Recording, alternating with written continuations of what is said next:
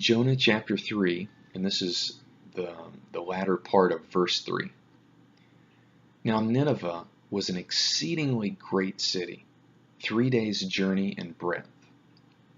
And so, the second time God commanded Jonah to go to Nineveh, he went.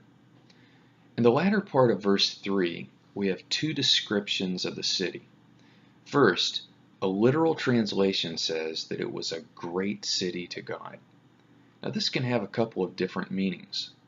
On the one hand, it can mean that the city was very big, that it was God-sized or supersized. On the other hand, it can mean that the city was important to God. Within context, it appears that both are true. Although the rest of the verse seems to point to the great size of the city, at least the end of chapter 4 does record the many thousands of people who lived there. Now, some historians believe that Nineveh may have even been the largest city in the world during this time. Yet, we also learn, especially at the end of chapter 4, that this city was important to God because of its great number of people who were in need of Him. Second, Nineveh is described, according to a literal translation, it's described as a walk of 3 days, which is an interesting phrase that many are unsure of its exact meaning.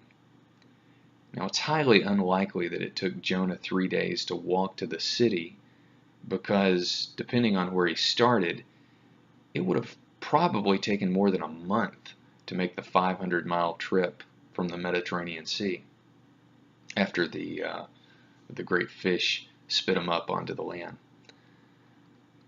While some have suggested it would have taken 3 days to walk the circumference of the city, that is, walk around the outside edges of it, others say the city couldn't have been that large.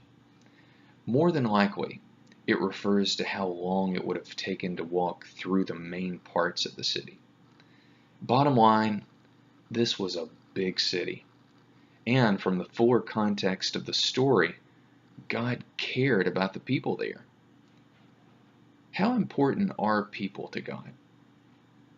Do you believe there are people He cares about throughout the world who hasn't heard about Him yet? Do you believe He wants people within churches to combine efforts and reach out with God's message to these kinds of people? As you meditate on this passage, I want you to think about how people are very important to God. Think about that throughout your day. And as you respond in prayer to this passage, tell God that you like His loving care. This is praise. And ask God to help you care about other people the way that He does. And step out in faith. Look for someone you can show loving care to today on God's behalf.